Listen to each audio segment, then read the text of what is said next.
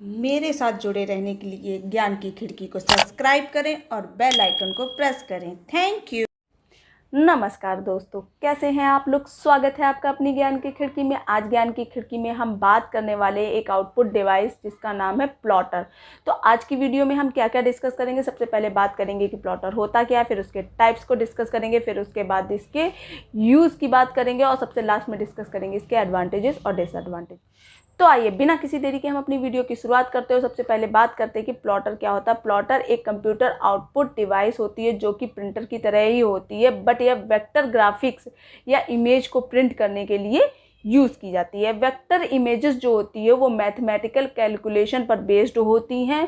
Vector images को कितना भी जूम कर लो लेकिन उसकी क्वालिटी जो होती है उस पर कोई असर नहीं आता है। मेनली प्लॉटर एक कंप्यूटर हार्डवेयर डिवाइस होती है जिसमें पिक्चर हो गया, चार्ट हो गया, ग्राफिक्स वगैरह को प्रिंट करने के लिए यूज़ किया जाता है या 3D प्रिंटिंग के लिए भी यूज़ किया जाता है। इसमें बैनर्स हो गए, पोस्टर हो गए आदि वगैरह प्रिंट किए जाते हैं।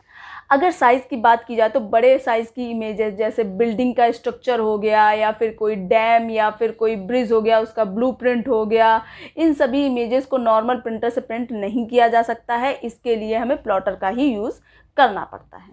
तो सबसे पहला प्लॉटर सन 1953 में रेमिंगटन रैंड द्वारा क्रिएट किया गया था, इन्वेंट किया गया था। इसका यूज़ टेक्निकल ड्राइंग के लिए किया जाता था। तो आइए इसके बाद हम बात कर लेते हैं इसके टाइप्स की। तो मेनली मैंने यहाँ पर 3 टाइप के प्लॉटर को डिस्कस किया है। सबसे पहला हमारा हो गया ड्रम प्लॉटर, सेकंड हो गया हमारा फ्लैट बेड प्लॉटर और थर्ड हो गया हमारा इंकजेट प्लॉटर। तो आइए एक एक करके इन तीनों की बात कर लेते हैं। तो आइए सबसे पहले हम बात करते हैं ड्रम प्लॉटर की। तो ड्रम प्लॉटर को हम रोलर प्लॉटर के नाम से भी जानते हैं। इस टाइप के प्लॉटर में एक ड्रम होता है और ड्रम जो होता है हमारा वो दोनों साइड में मूव कर सकता है। ड्रम पर हम पेपर को लपेटते हैं या रखते हैं, उस पेपर को रखते हैं जिस पे हमें ड्रॉ करनी होती है, पेंट करना होता है। ठीक है।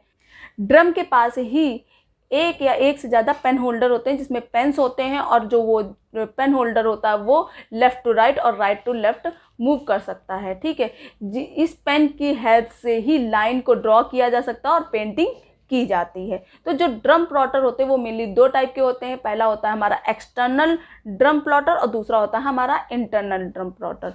तो एक्सटर्नल ड्रम प्लॉटर में क्या होता है कि जो एक्सटर्नल ड्रम प्लॉटर में हमारा बाहरी सतह पे मतलब एक्सटर्नल बाहर से जो सरफेस होता है उस पर पेपर लपेटते हैं, ऊपर से उसके पेपर लपेटते हैं जिस पे हमें ड्राइंग करनी होती है। जबकि जो हमारा इंटरनल ड्रम प्लॉटर होता है तो उसके अंदरूनी सतह मतलब इंटरनल सरफेस पे अंदर की तरफ से पेपर को लपेटते हैं जिस पे हमें पेंट करना होता है। तो आई होप कि इंटरनल और एक्सटर्नल ड्रम प्लॉटर आपको समझ में आ गया होगा, इनके बीच के डिफरेंसेस भी समझ में आ गए होंगे। अब इसके बाद हम बात कर लेते हैं फ्लैट बेड प्लॉटर। यह कॉम्प्लेक्स डिज़ाइन की इमेज को प्रिंट करने के लिए यूज़ किया जाता है। इसमें पेपर को सीधा रखा जाता है, नीचे रखा जाता है सरफेस पर, फ्लैट बेड प्लॉटर के सरफेस पे रखा जाता है। ठीक है। और उसके ऊपर से पेन एक मूव करता है, हर एक डायरेक्शन में वो पेन मूव कर सकता है जिससे कि हमारी ड्राइंग स्टार्ट हो जाती है।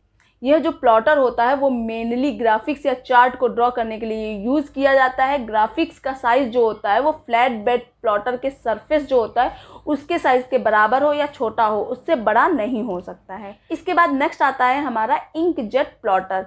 इस प्लॉटर में एक इमेज को क्रिएट करने के लिए इंक की स्मॉल ड्रॉप जो होती हैं उनको स्प्रे किया जाता है। किस पे स्प्रे किया जाता है? पेपर पर स्प्रे किया जाता है। यह बहुत ही फेमस टेक्नोलॉजी है। यह बड़ी बड़ी एड एजेंसी एडवर्टाइजमेंट के लिए यूज़ किया जाता है। ये जो प्लॉटर होता है हमारा वहाँ पर यूज़ किया जाता है क्योंकि इसमें साइज़ का कोई इशू नहीं होता है। इसमें कितना बड़ा साइज़ की पेंटिंग हम इसमें ड्रॉ कर सकते हैं। तो जो बड़े बड़े बैनर होते हैं, पोस्टर्स होते हैं, रोड साइड सिग्नल्स होते हैं, साइन होते हैं, उन सब टाइप की इमेजेस को ड्रॉ करने के लिए, पेंट करने के लिए इंकजेट प्लॉटर का यूज़ किया जाता है। ठीक है।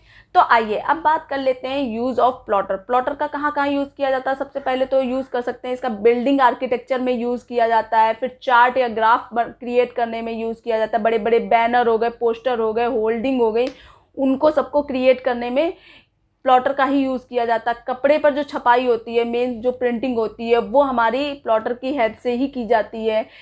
कैड एप्लीकेशन में भी इसका यूज़ किया जाता है। इसके अलावा हमारा ब्लू प्रिंट हो गए, किसी भी स्ट्रक्चर का ब्लू प्रिंट हो गया, ब्रिज हो गया या फिर हमारे डैम हो गए, उनके ब्लू प्रिंट में भी हम इसका यूज़ करते हैं क्योंकि इसमें कोई साइज़ का इशू नहीं होता है। तो आइए अब बात कर लेते हैं इसके एडवांटेजेस और डिसएडवांटेजेस की। तो सबसे पहले हम बात करते हैं इसके एडवांटेजेस की। तो सबसे पहला एडवांटेज हमारा यही हो गया कि जो ये प्लॉटर होता है वो लार्ज साइज़ की इमेज को क्रिएट करने में, प्रिंट करने के लिए यूज़ किया जाता है, जो कि हमारा प्रिंटर नहीं कर सकता है। इसके बाद नेक्स्ट आ जाता है जो वेक्टर इमेजेस होती हैं उनको प्रिंट करने के लिए हमारा ये जो प्लॉटर होता है वो किया जाता है, जिससे इसकी क्वालिटी जो इमेज की होती है वो बेस्ट होती है। इसके बाद नेक्स्ट आ जाता है कि जो प्लॉटर होता है उसकी हेल्प से हम किसी भी सरफेस पे पेंटिंग कर सकते हैं, जैसे कि हमारा वुड हो गया, लकड़ी पर हो गया, कपड़े पर हो गया, या फिर आप बोल लीजिए एल्युमिनियम हो गया, कहीं पर भी किसी भी सरफेस पे हम पेंटिंग कर सकते हैं प्लॉटर की हेल्प से। इसके बाद नेक्स्ट आ जाता है हमारा डिसएडवांटेजेस। तो डिसएडवांटेजेस क्या हो गया? सबसे पहला हमारा साइज़ का इशू होता है। ये साइज़ में बहुत बड़े होते हैं तो इन्हें रखने के लिए बहुत ज़्यादा स्पेस की नीड होती है। दूसरा हमारा हो जाता है इसकी कॉस्ट बहुत ज़्यादा होती है, ये बहुत महंगे होते हैं प्रिंटर के कंपैरिजन में। प्रिंटर हमारे सस्ते पड़ जाते हैं और इसकी कॉस्ट बहुत ज़्यादा होती है क्योंकि इससे काम भी बहुत बड़े बड़े होते हैं। तो आई होप कि इस वीडियो के थ्रू आपको प्लॉटर समझ में आ गया। अगर वीडियो पसंद आई तो प्लीज़ इसे लाइक कीजिए, ज़्यादा से ज़्यादा लोगों को शेयर कीजिए और कमेंट बॉक्स में अपना रिव्यू ज़रूर दीजिए ताकि मुझे भी पता चले कि मेरी वीडियो आपके लिए कितनी यूज़फुल रही है। मेरे साथ जुड़े रहने के लिए धन्यवाद। फिर मिलेंगे नेक्स्ट वीडियो में, तब तक के लिए नमस्कार।